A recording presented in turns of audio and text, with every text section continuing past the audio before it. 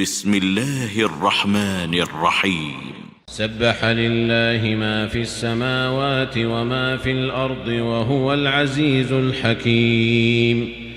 هو الذي أخرج الذين كفروا من أهل الكتاب من ديارهم لأول الحشر ما ظننتم أن يخرجوا وظنوا أنهم مانعتهم حصونهم من الله فأتاهم الله من حيث لم يحتسبوا وقذف في قلوبهم الرعب يخربون بيوتهم بأيديهم وأيدي المؤمنين فاعتبروا يا أولي الأبصار.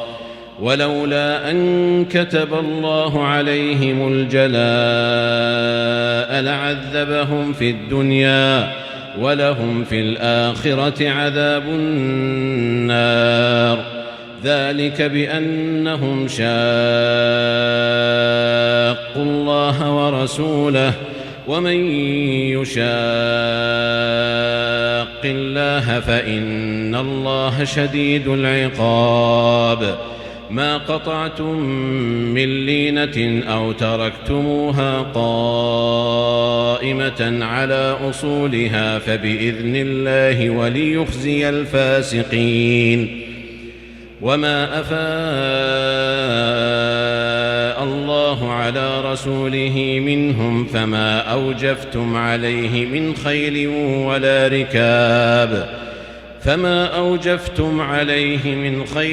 ولا ركاب ولكن الله يسلط رسله على من يشاء والله على كل شيء قدير. ما أفاء الله على رسوله من أهل القرى فلله وللرسول ولذي القربى واليتامى والمساكين وابن السبيل كي لا يكون دولة بين الأغنياء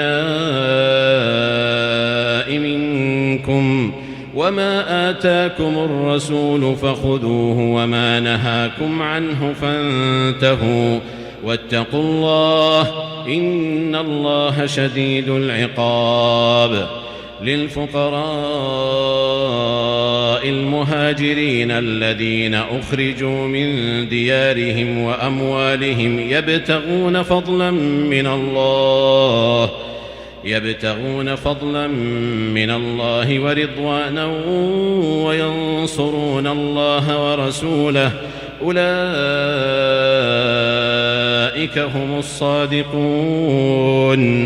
والذين تبوأوا الدار والإيمان من قبلهم يحبون من هاجر إليهم ولا يجدون في صدورهم حاجة مما أوتوا ويؤثرون على أنفسهم ولو كان بهم خصاصة ومن يوق شح نفسه فأولئك هم المفلحون. والذين جاءوا من بعدهم يقولون ربنا اغفر لنا ولإخواننا الذين سبقونا بالإيمان ولا تجعل في قلوبنا غلا للذين آمنوا ربنا إنك رؤوف رحيم. ألم تر إلى الذين نافقوا يقولون لإخوانهم الذين كفروا من أهل الكتاب لئن أخرجتم لنخرجن معكم ولا نطيع فيكم أحدا أبدا وإن قتلتم لننصرنكم والله يشهد إنهم لكاذبون. لئن أخرجوا لا يخرجون معهم ولئن قتلوا لا ينصرونهم ولئن نصروهم ليولن الأدبار ثم لا ينصرون.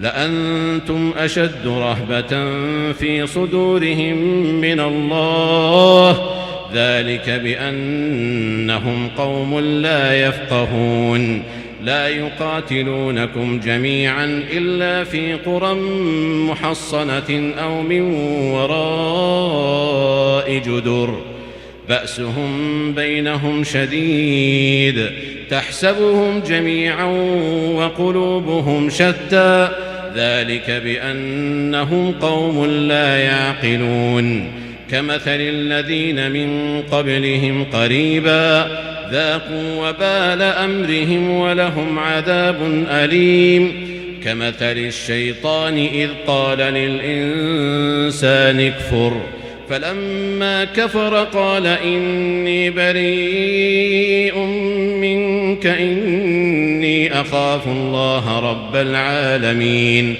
فكان عاقبتهما أنهما في النار خالدين فيها وذلك جزاء الظالمين يا أيها الذين آمنوا اتقوا الله ولتنظر نفس ما قدمت لغد واتقوا الله إن الله خبير بما تعملون ولا تكونوا كالذين نسوا الله فأنساهم أنفسهم أولئك هم الفاسقون لا يستوي أصحاب النار وأصحاب الجنة أصحاب الجنة هم الفائزون لو أنزلنا هذا القرآن على جبل لرأيته خاشعا متصدعا من خشية الله وتلك الأمثال نضربها للناس لعلهم يتفكرون هو الله الذي لا إله إلا هو عالم الغيب والشهادة هو الرحمن الرحيم هو الله الذي لا إله إلا هو الملك القدوس السلام المؤمن المهيمن العزيز الجبار المتكبر سبحان الله عما يشركون هو الله الخالق البارئ المصور له الأسماء الحسنى يسبح له ما في السماوات والأرض وهو العزيز الحكيم